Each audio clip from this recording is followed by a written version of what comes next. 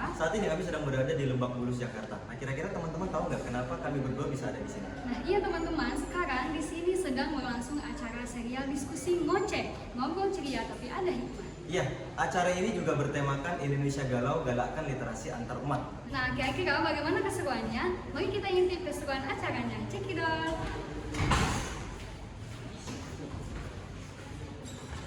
Ya Nabi salam alaika, ya Rasul salam alaika, ya Habib salam alaika, salawatullah alaika. Assalamualaikum warahmatullahi wabarakatuh. Kembali lagi bersama saya Sylvia Sri Rahmatillah. Saya Abdurrahman Jamaluddin.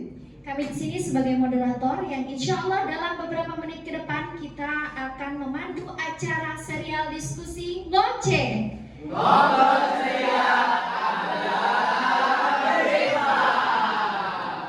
Allah, bersama dengan pemateri yang sangat luar biasa. Beliau adalah seorang penulis dan juga beliau seorang motivator. Beliau lulusan dari Universitas Pajajaran dan juga Universitas Indonesia.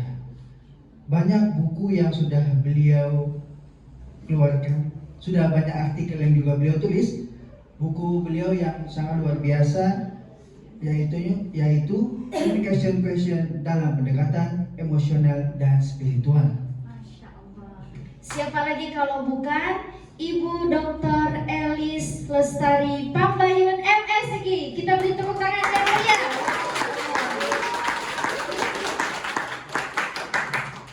Oke teman-teman, dalam beberapa menit ke depan kita akan mendengar ocehan-ocehan yang akan beliau sampaikan. Untuk itu nampaknya teman-teman semuanya sudah tidak sabar lagi mendengar ocehan dari beliau. Maka kita akan serahkan langsung kepada Ibu Elis Lestari Pambayun. Kepadanya kami persilakan.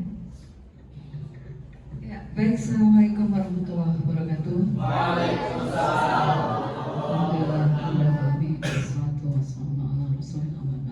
Terima kasih para moderator ya, pasangan moderator yang serasi ya hari ini. Iya.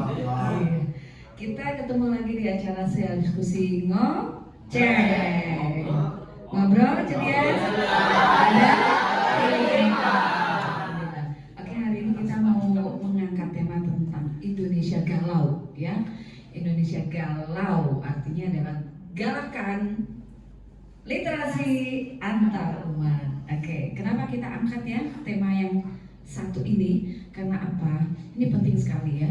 Literasi adalah salah satu pilar kita dalam mengabadikan ilmu pengetahuan, meningkatkan derajat martabat umat Islam. Antar umat di sini tanda kutip adalah umat Islam, ya.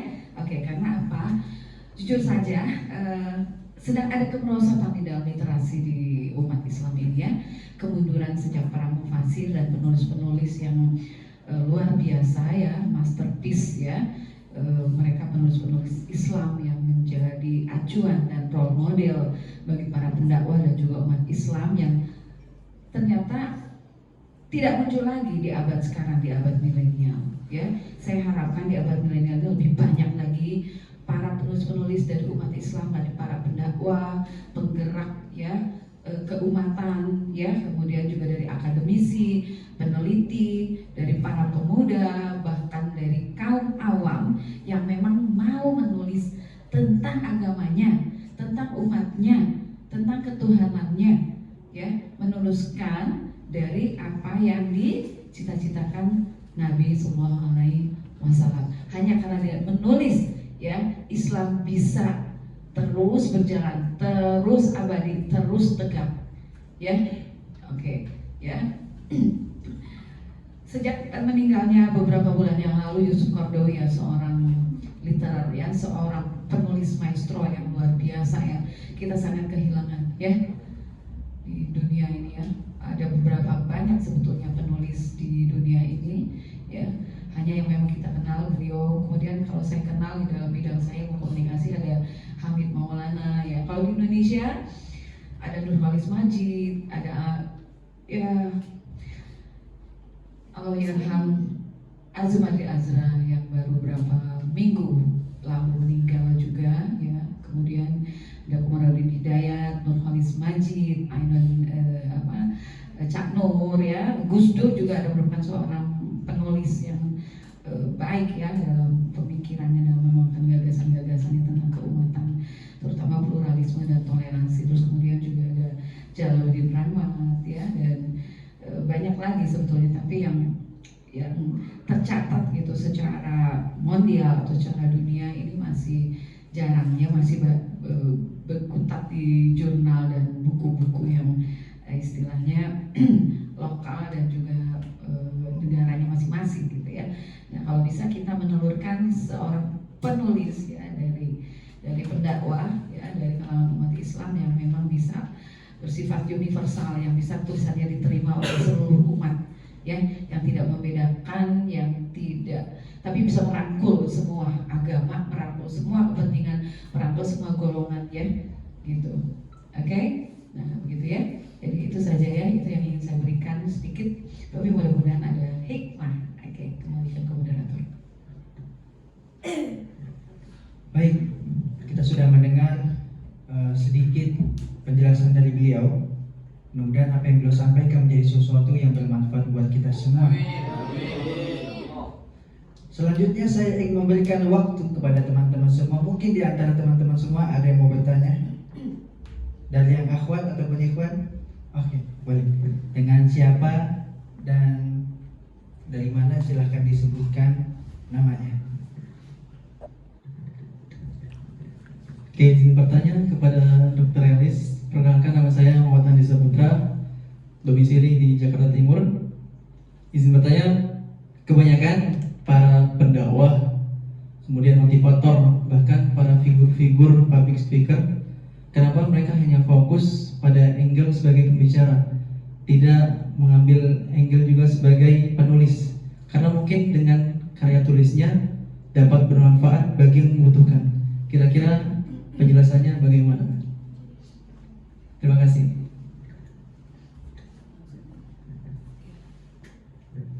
Baik, terima kasih ya. Kenapa ya para pendakwah, para pembicara, para motivator atau bahkan yang sejenisnya itu tidak banyak menulis? Sebetulnya dari mereka banyak yang menulis tapi tidak terlalu banyak dikenal ya oleh masyarakat secara umum, karena tulisan-tulisannya sifatnya adalah lebih fokus kepada bidang mereka gitu ya. Nah ini terutama kita fokuskan adalah pada para pendakwah ya, yang minim sekali literasinya ya, hanya beberapa pendakwah yang menulis, dan itu pun sifatnya juga hanya memang apa istilahnya itu insidental gitu ya, jadi tidak punya berkelanjutan gitu ya, dan belum menghasilkan sebuah tulisan yang betul-betul bisa sekaliber, misalnya sekaliber secara nasional gitu ya, yang diakui secara nasional gitu. Nah saya menghimbau kepada teman-teman pendakwah ya, untuk menulis sebetulnya mudah-mudahan gampang gitu ya, mudah-mudahan gampang. Kalau kita memang punya kesulitan untuk menulis, bagi para pembicara atau para pendakwah, itu setiap dakwahannya kalau bisa direkam. Kan mereka kan berdakwah itu sekitar 1 jam, 2 jam ya. Itu kenapa nggak direkam? Kemudian direkam, ditranskrip, ditulis oleh asistennya, oleh anaknya atau siapapun ya, stafnya gitu ya. Kemudian menjadi tulisan, ya kan? Nanti dikumpulkan dalam 1 minggu, dia berdakwah 10 kali. Itu ada 10 tulisan kalau ditranskrip, ya kan? Kalau dalam 1 bulan gitu, dia dalam 1 tahun, misalnya 100 kali dia berdakwah, itu bisa 10 buku dia terbitkan, ya kan? Dan itu bisa dibaca, dakwahnya bisa dibaca ya itu juga saya sayangkan kayak Zainuddin MZ kayak gitu ya, tulisannya belum terkumpul gitu ya, dan lainnya gitu. Padahal sebetulnya kalau saat itu dipikirkan oleh manajemennya saja. Nah itu pentingnya manajemen dakwah ya. Manajemen dakwah mengingatkan para ustadznya, para pendakwahnya untuk menuliskan apa yang sudah dia katakan atau disampaikan gitu kepada umat. pasti itu akan abadi dan akan memiliki jariah yang luar biasa gitu ya. Nah, jadi ini pertama adalah manajemen. Ya, sebetulnya menulis bukan karena saya bisa atau tidak, itu bisa di-manage seperti itu, dikonstruksi, dibangun. Asal ada tim yang baik aja gitu kan. Ya. Kemudian keduanya adalah harus diciptakan terus-menerus keinginan untuk itu gitu ya, untuk menulis itu. Ya. Gitu karena tulisan itu lebih dahsyat sebetulnya pengaruhnya terhadap jiwa orang dan kognitif orang dibanding dengan kata-kata. Kalau menulis, kalau dia lupa dengan apa yang diucapkan oleh ustadznya, dia bisa buka lagi berkali-kali, dia nggak? Sekali buka lagi dia baca tulisan-tulisan itu, jariahnya ngalir lagi. Sekali lagi dibaca, jariah ngalir lagi, terus berapa orang yang melakukan itu, jariahnya akan terus-terusan mengalirnya, begitu ya? Nah, ya, begitu. Oke, Masya Allah, terima kasih atas jawabannya Ibu Elis, mudah-mudahan dapat dipahami. Silakan kepada teman-teman yang lain jika ada yang mau bertanya atau mau ngoceh bareng-bareng, boleh angkat tangannya? Ya, silakan, Mbak yang di belakang.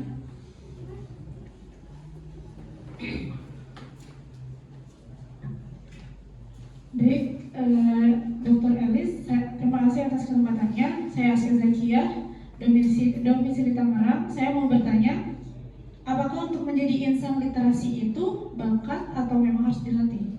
Terima kasih.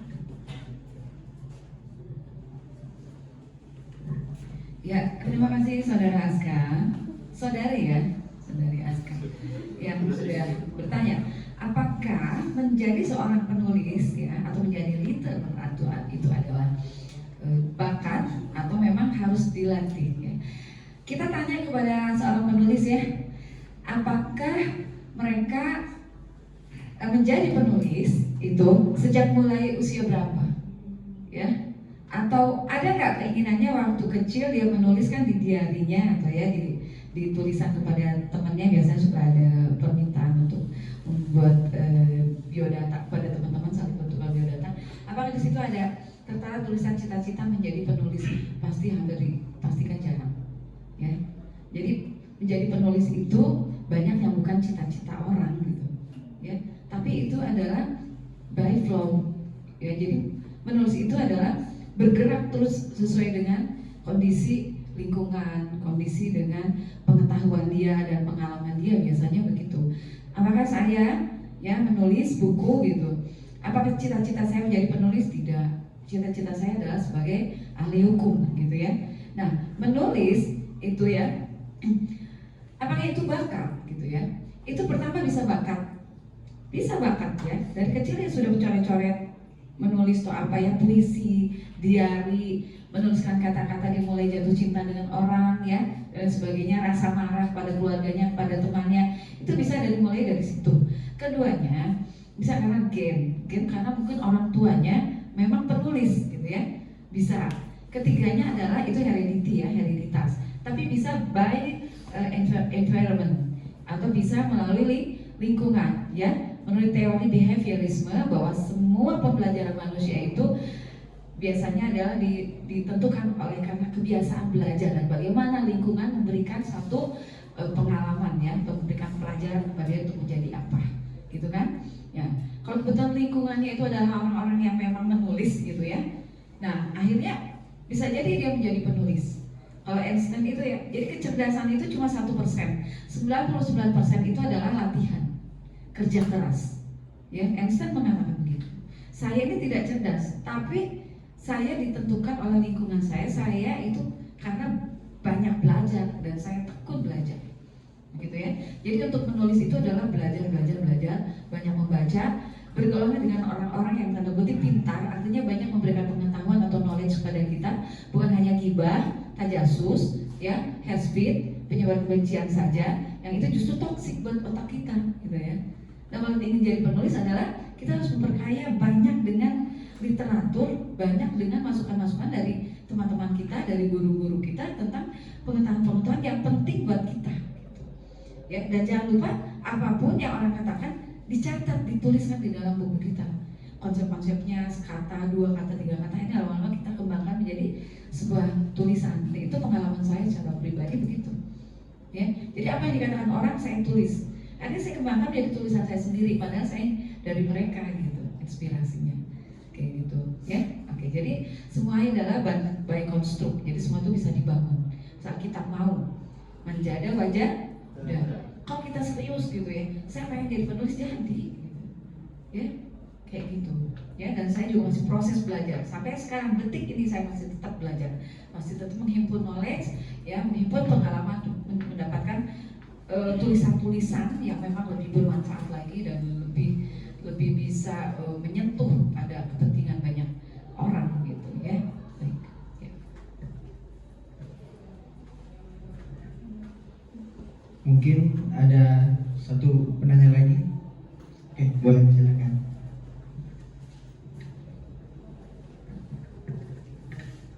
Terima kasih atas kesempatannya. Saya akan bertanya kepada Dr. Elis. Sebelumnya perkenalkan dulu, nama saya Putri Nadia, domisili Jakarta Selatan. Saya ingin bertanya, bagaimana caranya kita membangun giroh semangat dalam membangun cinta literasi? Sekian, terima kasih.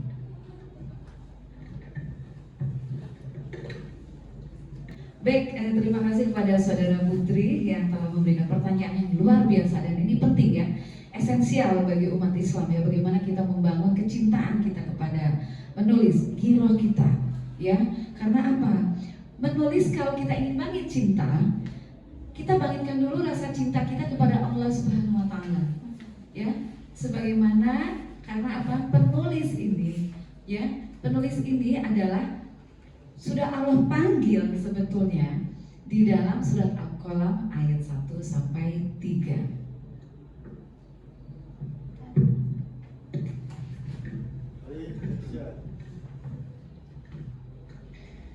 Bismillahirrahmanirrahim. Nun wal qalami wa ma yasturun. Ma anta bi ni'mati rabbika bimajnun. Wa inna laka la'ajran ghayra mamnun.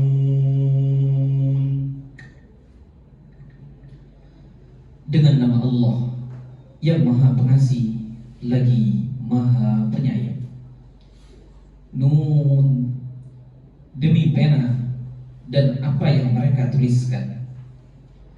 Dengan karunia Tuhanmu, engkau bukanlah orang gila, dan sesungguhnya engkau pasti mendapat pahala yang besar yang tidak putus-putusnya.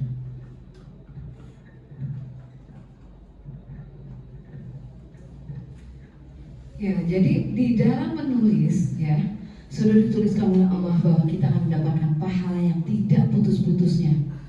Ya kan? Siapa yang menulis akan menjadi amal jariah yang tidak akan terputus sampai kiamat. Ya. Nah, contohnya apa? Allah sudah sangat jelas mencontohkan bagaimana Al-Quran itu dituliskan.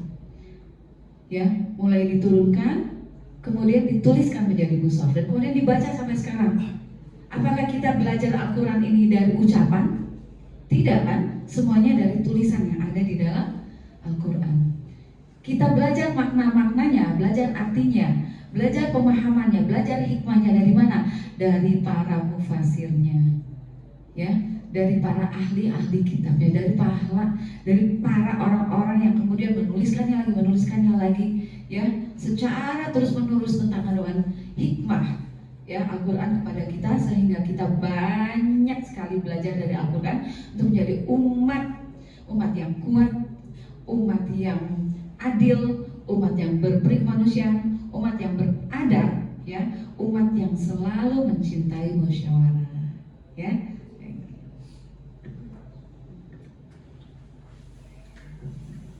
Alhamdulillahirrahmanirrahim.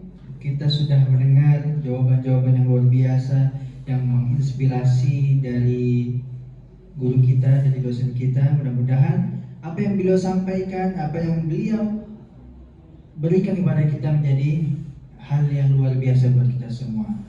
Sebenarnya yang beliau sampaikan itu manfaat luar biasa. Tinggal bagaimana kita mengolah apa apa yang kita lihat, apa yang kita dengar barusan menjadi hal yang lebih luar biasa lagi. Mengucapkan terima kasih kepada dosen kita, Dr. Elis Lestari Bambayun MSI. Mudah-mudahan beliau senantiasa dalam lindungan Allah Subhanahu wa taala, senantiasa sehat sehingga bisa terus-menerus membimbing kita semua. Mungkin terakhir ada closing statement dari Bu Elis.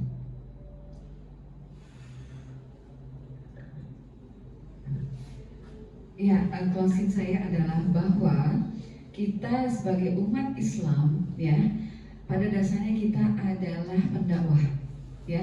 Kita sudah diberikan tugas sama Allah sebagai khalifah, sekaligus adalah penyeru Islam, ya. Ta'muruna bil ma'ruf wa tanhauna 'anil munkar wa tu'minuna billah, ya. Tidak ada waktu yang terlepas dari kita selain kita amar ma'ruf nahi munkar. Salah satunya adalah dengan menulis, ya, baik dimanapun. Semua media kita gunakan, entah WA, Facebook, Twitter, YouTube, TikTok, dan lain sebagainya. Dengan menuliskan, ya, menuliskan kata-kata, menuliskan semua hal-hal yang bermakna, ya, yang memang bisa menyelamatkan sesama umat, ya, itu aja. Ya, assalamualaikum warahmatullahi wabarakatuh. Waalaikumsalam. Oke, beri tepuk tangan untuk kalian, Masya Allah. Pembahasan kita telah diakhiri dengan closing statement yang luar biasa, memotivasi kita dan menambah semangat kita, mudah-mudahan ya, dari Ibu Elis Lestari Bambayun. Maka dari itu berakhir pula lah acara kita, acara serial diskusi ngoceh.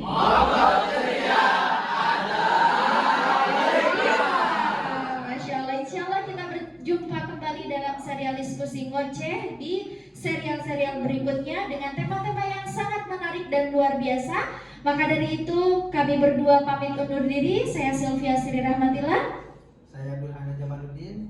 Mengucapkan terima kasih banyak atas kehadiran dan perhatiannya. Wassalamualaikum warahmatullahi wabarakatuh. Waalaikumsalam.